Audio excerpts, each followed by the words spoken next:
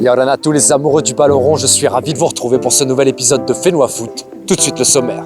Vainqueur de la dernière édition de la Coupe de Polynésie, l'AS Vénus s'est envolé vendredi matin vers la métropole pour y disputer le 7e tour de la prestigieuse Coupe de France. Comment le club de la commune de Maïna s'est-il préparé à vivre cette aventure aussi bien sportive qu'humaine?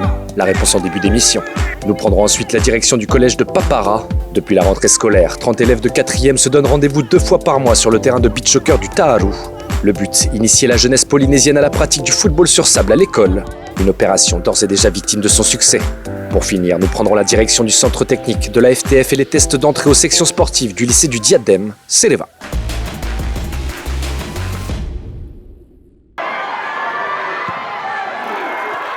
En arrachant la victoire dans les tout derniers instants de la prolongation, l'AS Vénus de Te Aonuiteo vient de s'emparer du seul et unique ticket qualificatif à la Coupe de France. Un sésame d'une valeur inestimable conquis au mois de juin dernier en finale de la Coupe de Polynésie face à Pirée.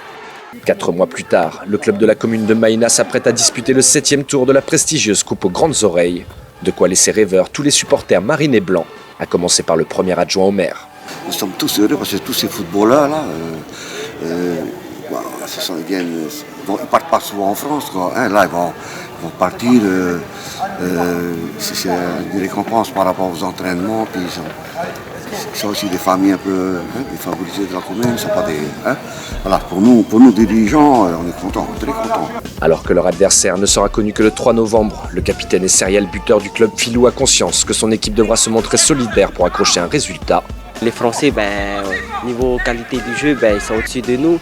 Nous, où on doit être très fort, c'est dans l'état d'esprit, ne rien lâcher, tout ça, être ensemble jusqu'au bout, jusqu'au coup de sifflet final. Et voilà, je pense que si on lâchera rien, on fera un bon résultat. Je serais vraiment très fier qu'on puisse passer un tour. Le dernier qui l'a passé, c'était Fana, ça remonte déjà à beaucoup d'années. On y va avec beaucoup de sérieux et on a fait notre maximum pour qu'on soit le plus représentatif possible. Et après, comme on dit, Inch'Allah, on va essayer de tout faire pour ramener le 7e tour et puis que le 8e tour, ça soit une équipe de métropole qui vienne là. Pour mettre toutes les chances de leur côté, la délégation du club s'est envolée vendredi matin en direction de Toulouse. L'objectif, peaufiner leur préparation afin d'ajuster les derniers réglages tactiques. On n'a pas eu beaucoup de compétitions ici et donc on va chez nos amis, nos clubs partenaires, on va dire Toulouse et Rodez. Donc on va essayer d'enchaîner les entraînements quand on aura récupéré, quand ça ira mieux. Ensuite des matchs amicaux contre des équipes de très haut niveau largement au-dessus de nous et ça va nous permettre de bien se préparer pour le match de Coupe de France. En plus de l'aspect sportif, la délégation de Maïna s'apprête à vivre une expérience humaine hors du commun.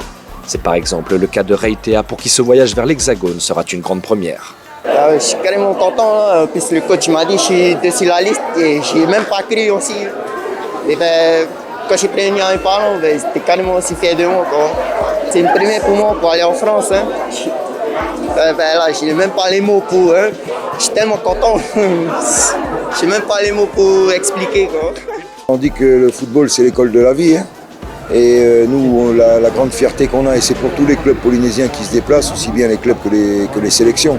C'est vrai que quand tu viens de 20 000 km, tu te retrouves dans un club pro, voire 2 clubs pro.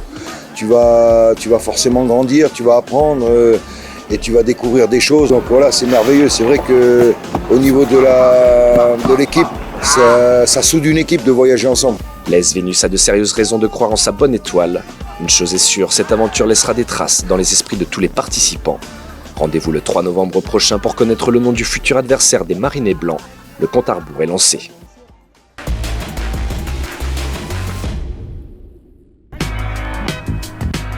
Ils sont 16 filles et 16 garçons à avoir eu l'opportunité d'intégrer la nouvelle classe à projet du collège de Papara.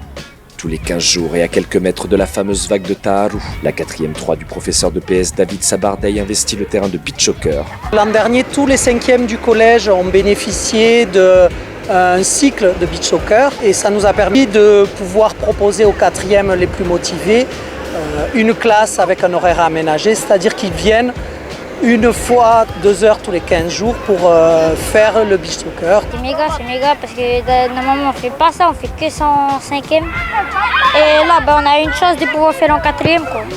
Il y en a qui sont partis au 4e bar qui voulaient venir là. C'est une chance pour nous d'être ici avec des professionnels. C'est carrément top. C'est cool, hein? Ça change quand tu sors du collège. que de rester, genre, tu vas faire le sport au stade, genre c'est nul. Alors que là tu sors, tu vas faire du beach soccer. Voilà. Ça te plaît? Carrément. Pour les accompagner dans la découverte de la pratique, des cadres de la Fédération tahitienne de football leur ont concocté un programme de perfectionnement. On apprend à tout, à lever, à défendre, à attaquer. Voilà, on apprend à tout. Ah oui, là c'est parti, donc les jeunes là ça y est, hein, ils sont lancés dans le beach, tout ça, donc ils sont contents déjà. Donc ils ont vu un peu les séances qu'on met en place sur le terrain, donc c'est vraiment un grand changement avec les petits et les professeurs aussi par rapport à notre méthode qu'on met en place. Donc c'est les démarches pédagogiques, le jeu, l'exercice, la situation. Soutenu par la ministre en charge de l'éducation Christine Lehartel et initié par les éducateurs du club de Tereone, ce premier projet du genre a aussi pour vocation de dénicher d'éventuels futurs Tikitoa. Il y a pas mal de bons joueurs, donc le but du jeu aussi c'est pour pouvoir aussi repérer des joueurs pour pouvoir un jour être en sélection et pour participer à la Coupe du Monde aussi comme l'enfant qui est de Papara, donc comme Teyarui Heymanu. Il y a déjà des élèves qui se distinguent par rapport à leur maîtrise technique et leur vision du jeu. C'est important de proposer une filière de réussite pour ces élèves et après aussi d'utiliser la structure que l'on a sur Papara qui est très intéressante et qui permet aussi de faire évoluer les élèves dans de bonnes conditions. Tous les voyants semblent au vert. Cette classe à projet pourrait d'ailleurs devenir à terme la toute première section sportive de beach soccer. De très bon augure pour l'avenir de la discipline en Polynésie.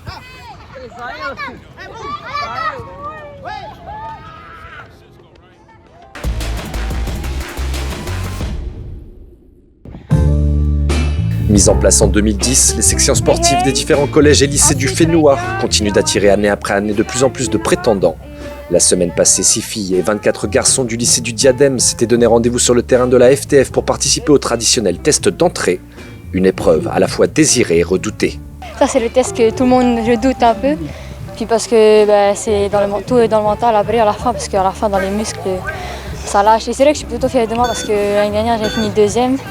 Du coup c'est vrai que cette année, quand on fixe un objectif tout de suite c'est plus facile et on se donne à fond pour réussir. C'est ce qui se fait en métropole, on s'appuie énormément sur les documents du programme de performance fédérale. Donc, ce sont les mêmes tests qu'une section en métropole fait. Ce sont les courses que tu reproduis dans un match, ce sont les courses que tu reproduis avec ou sans ballon dans un match. Après là, il y a des tests de vitesse également linéaires. Et là, on va également intégrer de l'endurance en capacité pour situer un peu les paliers, les VMA où ils en sont au niveau physique aussi. Ouais, ça s'est bien passé. Ça s'est bien passé, ça va, je suis habituée, je suis à fond. Je me suis entraînée. Comment t'as fait l'entraînement chez toi à la maison? Ouais, pendant les vacances avec ma tati, ouais. On a couru des endurances. Mais sinon, ça va, j'ai l'habitude, comme il fait frais. C'est bon, ya. Ça paye là. Ouais, ça paye, ouais, ça paye. Ça paye fort. Super. Ouais, allez, faites tomber. 8,72. Yeah, c'est fou. L'objectif principal, il reste scolaire. On est dans une section sportive scolaire, on est donc affilié au lycée du Diadème. Donc l'objectif numéro 1, c'est de faire des écoliers qui ont des meilleurs résultats possibles. On sait que tout le monde n'aura pas 18 de moyenne, mais comment on soit au plus haut de son potentiel. On cherche aussi à faire des futurs bons garçons, des futures bonnes jeunes filles. Et en général, on y parvient. Mais on se rend compte que 2 entraînements par semaine, dans les structures de la Fédé, qui sont quand même des structures de très très bonne qualité, les sélections, en gros, c'est 80% de joueurs qui sont passés, de joueuses qui sont passées par des sections sportives. C'est vrai que c'est comme un escalier, il y a une marche qui manquait entre la sélection et les clubs. Maintenant, on a cette marche intermédiaire qui est la section sportive qui nous permet de récupérer de la section des joueuses en sélection qui sont déjà un peu plus prêtes à faire des efforts, à fournir des efforts, qui ont l'habitude de s'entraîner plusieurs fois par semaine à haute intensité. Donc c'est vraiment un plus pour nous en sélection, c'est sûr. Ce projet d'ensemble, non seulement sportif, mais également éducatif, continue au fil des saisons à s'affiner. La formation de nos futurs représentants en sélection semble entre de très bonnes mains. Bravo au club, aux éducateurs, sans oublier tous les bénévoles qui œuvrent jour après jour au bon développement de notre football sur le Whenua. Voilà, Fénois Foot, c'est déjà fini pour aujourd'hui. Merci à toutes et à tous de nous avoir suivis. On se retrouve la semaine prochaine avec le grand retour de la Ligue 1 Vini sur les pelouses du Fénois. Passez une excellente soirée sur les antennes de Tahiti Nuit Télévision.